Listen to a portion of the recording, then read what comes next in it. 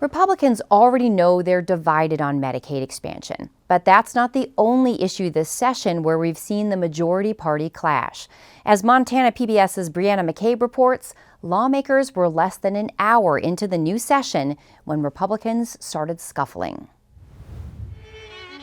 In Helena, there's a house where the rules do apply. The rules are pretty easy and simple. It's like the first thing we do. And that first day in front of family is supposed to be about the ceremony. The house was particularly boring, which is normal. But 21 minutes into the Senate session, the rules became a sudden point of contention. I have seen disagreements over the rules. I've never seen it explode on the floor like that. Senator Flowers, for what purpose do you rise?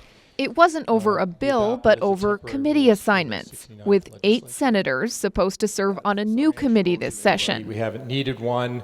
An assignment, they say, sidelined them from the Senate's bigger, more important committees. Am I the only person that thinks it's odd? Why would you have 8 or 9 of your senators? There's only 50 of us. So 18% of us being put on a committee that doesn't have work. We were dissatisfied. There were some Republicans that were dissatisfied, and out of that came an agreement to offer this alternative approach. And it reassigns them. Democratic Minority Leader Pat Flowers asked for new assignments right before the existing ones were set to go into effect. Typically, the majority leader and the minority leader concur, or at least let each other know that a motion is coming. So it's kind of a breach of, traditional protocol and the honor system that we kind of go by here in the legislature. Day 2 may not have worked. Day 3 may not have worked. It really had to happen on day 1. Senator Ellsworth. I'm in complete support of this motion. Last year's Senate President, Republican Jason Ellsworth, had been assigned as chair of the new committee. So, of course, I'm going to support a motion that doesn't sideline me so I can represent my constituents. All those in favor, vote aye. Ultimately, Ellsworth and the other Republicans assigned to the committee voted with Democrats in support of new assignments. Every member voted. 4 other Republicans sympathized with the cause and gave it enough votes to pass. We got it out of the road right away, and much better then than to have it fester. Everything's going to go to heck. But that wound would deepen in the weeks to come. Today is a very dark day. As those on the other side of the vote, it took us all by surprise, worried they'd lost their power. The state of Montana elected more Republicans than Democrats to this House. We know what happened.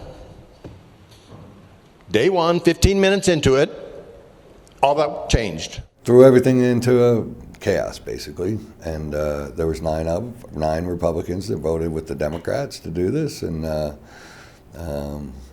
they've been labeled the Nasty 9. Senator Barry Usher reactivated his decade-dormant X account to express his disgust. They betrayed the Republican Party, and they betrayed the Senate and the precedents and the institution of the Montana State Senate. I mean, it's broken. We're broken. It was a reshuffling of the deck, which to me was very... Senate President Matt Regier struggled to find the words. What would be the word? Dismissive of the caucus. Republicans hold a majority in both chambers this session. In the 50-seat Senate, where 26 votes are needed for something to pass, they fill 32 seats. And in the 100-seat House of Representatives, Republicans occupy 58 seats to the Democrats' 42. But Speaker of the House Brandon Lear says even when they hold the bulk of the seats, Republicans don't always vote as a bloc. I mean, you look last session, and we had the supermajority, and we didn't get a lot of things through that we wanted through. So, I mean, there's no leniency there. In fact, I mean, being in the majority party is tougher because you're expected to do things. A divided majority party tends to be tradition no matter who's in charge. It's not like this is a new thing for Republicans. If we went back 30 years ago and watched when the Democrats ran the legislature, you would see those same divisions. There were always a more liberal wing and a more moderate wing in the Democratic Party, and they had divisions in those days. But it isn't all adversary. Legislators align at lunchtime, plans hatch in the hallways, and develop behind closed doors. Last session, a new faction took a foothold in Montana, spurred by a national coalition of hardline Republicans known as the Freedom Caucus. A lot of work to do. This session, the Freedom Caucus made a public showing at the start of the session to outline its priorities. It's easy for Republicans to be socially conservative. I mean, we typically all unite on that. While many of these legislators are proud public faces of the Freedom Caucus, other members' identities are concealed and left off the official roster. But the Freedom Caucus's views are far from secret. It publishes regular updates during the session on caucus-supported bills and how it recommends members vote on them. We are all like-minded, but we're not 100%. Everybody's not 100%. All those in favor? So far this session, known Freedom Caucus members have uniformly followed the caucus's recommended votes on priority bills. We are pretty aligned with the Republican Party platform. Bill 245 is passed the House. We may be a little bit more staunch with it. You can't expect everyone to vote the same. It would be ridiculous. We represent different people, different areas, different needs. If we did vote the same, then I would say that's a failure of government. Senator Lou Jones, recovering from a detached retina, has seen many versions of factions in his 20 years as a legislator. The one he meets with is known as the Solutions Caucus, but he says there's no formal membership or prescribed votes. We do not recommend that you vote anyway. We recommend that you become well informed on a topic. The Solutions Caucus and Freedom Caucus represent the party's largest subgroups and include Republicans from both chambers. But neither group has the number to steamroll legislation, as Lear points out in his 100-seat House. The Solutions Caucus doesn't have 51. The Freedom Caucus doesn't have 51. The Democrats don't have 51.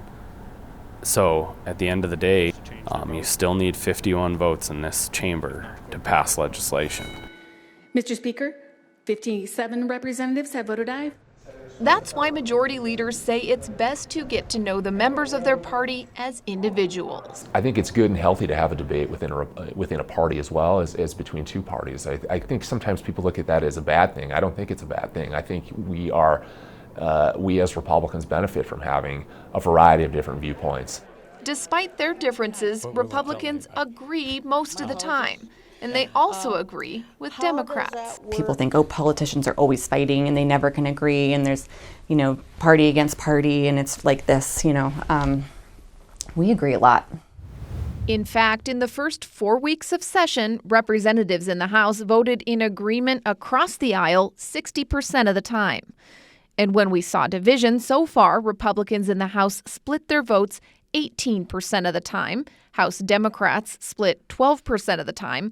And the House has only seen a straight party split on about 9% of the bills. At the start of the session in the Senate, a little more than half of the bills drew overall agreement between senators. And straight party splits are happening a quarter of the time. But Senate Republicans are 4 times as likely to split as Democrats, who voted as a bloc all but 2 times early in the session. Later in the session, you'll see more variety, obviously, between Democrats and Republicans in terms of how we vote. But also even within our caucus, you'll see a little more variety. We will have a couple issues, I think, where you're going to have divisions in the caucus. And I think Medicaid expansion will be one, for example.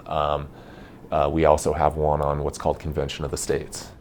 Matter of fact, I think I read that a lot of the framers and the founders were saying they liked Article 5 and the idea of a convention for the states to propose amendments, but they thought this is just too hard. Majority leaders are finding new outlets to share their views. Welcome to the Montana Majority Report. Quick, transparent, and informative. Even on issues where Republicans are divided. When we're relying on the feds, that's a risk. Exactly. A podcast launched this session welcomes lawmakers who tend to support each other's bills on the floor. Perfect. Montana property rights. It has yet to feature any of the 9 senators who sided with Democrats on that Day 1 rules vote. But you don't have to look any further than the floor to see the fracture. It's one thing after another that this process is being politicized. Following that first day, an ethics issue surfaced about Senator Ellsworth regarding a decision he made at the end of his Senate presidency in December. Mr. President, He awarded a state contract to a former business associate using legislative committee funds and supposedly without using proper protocol. It's like, are you kidding me? It's all public. The more this was looked into, the more the concern grew. Since then, the Senate has spent much of its time voting on what to do about it. This is a distraction. First, senators, including Ellsworth, agreed to send the investigation to their ethics committee. It's not supposed to be a prosecution, it's supposed to be fact-finding. But a week later, the Senate couldn't shake the squabble as Majority Leader Tom McGilvray attempted to remove Ellsworth from the Finance and Claims Committee. Have Senator Ellsworth step aside for a few days. Again, that motion is for tomorrow. But Minority Leader Flowers moved to hand off the investigation to the Department of Justice. This issue is getting in the way of our business. Setting off senators once again. I'm disappointed. I'm embarrassed to be in this chamber at this moment. This is about the first day we were here, and we all know it. This is a political persecution is what it is, but it's also a political charade. The debate simmered into another Republican split as that first day faction of 9 again sided with Democrats to send the Ellsworth investigation to the Department of Justice. Has every member voted? Leaving a large block of Republicans wondering if they still have the majority. You played some shenanigans. You played some games. Way to go. You're in power. Leaders say every session, a motion can drive the motions. People blow off the steam, come back the next day, and you got to cool down because the next issue is coming right behind it. This is nothing. Sun is going to come up tomorrow. Sun's going to set tonight. Let's all go home, have a good meal, have a good sleep, come back tomorrow and start over. But moving on can be a challenge when policy comes with politics. For Impact, I'm Brianna McCabe. Even if factions of the Republican Party manage to iron out differences or partner with Democrats on a bill, there's one final hurdle they must clear: Governor Gianforte's veto pen.